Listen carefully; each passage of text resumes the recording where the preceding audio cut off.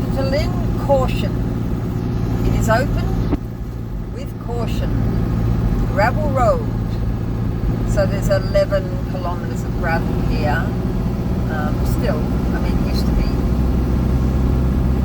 300 kilometres, and I have taken it a couple of times because it saves 100 kilometres going dogleg all the way around from Garnet through Charters Towers to get to Torrens Creek or the Barcaldine Road, that aramac Barcaldine Road. So, and also when you come down that back road, it goes to Porcupine Gorge, which is lovely,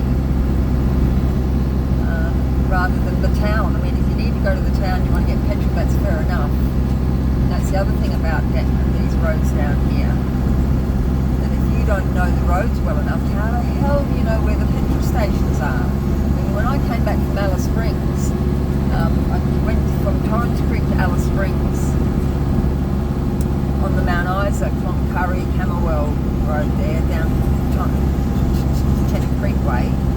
And that was a really far out trip in my Subaru. But lockdown, they locked the town down. It was 2020, and it was a miracle they didn't cancel the Alice Springs Beanie Festival. But they locked the town down just after the festival, and the show's supposed to follow. And there's all Aboriginals and people coming into town for the show.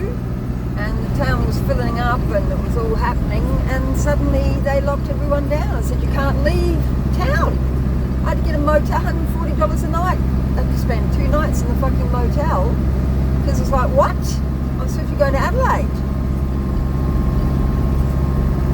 One, I couldn't go into Namatjura country and just hang there because in my vehicle I wasn't going to go through the 4-wheel drive Kings Canyon, through the Uluru, blah blah blah that way, and then come out Eldunda and go down to Adelaide. So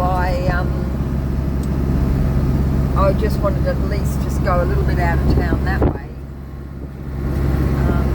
camp a couple of nights before I did the big trip down south. But they locked us all down. We stayed in town, and then trying to get a permit to go through South Australia took days. I did get a good night's sleep last night, but I had been catching up on, 5 nights, 6 nights, 4 nights. It was the other night. Woke up at 1 o'clock in the morning. Couldn't even get back to sleep. But that was the night. That was the night I'd packed up. It didn't finish putting all my stuff in storage.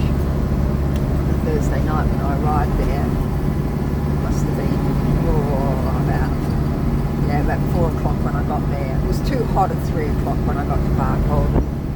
I just went and had a coffee and thought, well, I'm having a coffee and that keeps me up, which it did. And I only had a half of it. And 2 o'clock in the morning, I still hadn't got back to sleep. 3 o'clock in the morning, still hadn't got back to sleep. I thought, I have the other cup of coffee now, and I have my breakfast, which I did. And it was a full moon, so I just kept going, because the moon was almost as bright as it would have been if the sun was up anyway. So yeah, I finished there at 10 o'clock and got to Hughenden for a really lovely dinner. I mean, I was hanging. I would have gone to any pub and had anything to fill my gut, because I've been on just a bit of sprouted bread and a bit of avocado, falafels. I had bought a tub of hummus and a thing of falafels, and that was 3 meals out of that bag of falafels. And the hummus didn't last, so that got emptied out. And then yesterday I thought, where am I going to have lunch? I'm too far away. And I got through to Aramac from Barcaldine at 11 o'clock, fueled up. It was too early to have a decent lunch, because even though I'd had breakfast really early, I thought they're not going to be serving lunch at the pub, and I just wanted to sit down in civilization with a knife and bloody fork and have someone cook me a nice meal. I thought, I'm not going to waste that hour, and I'm too far away now. I've got 2 days driving to do. I have to get the truck back by Saturday, which it is. Saturday 4 o'clock, and here I am, Saturday 6:30. On the home stretch, 600 kilometres to do.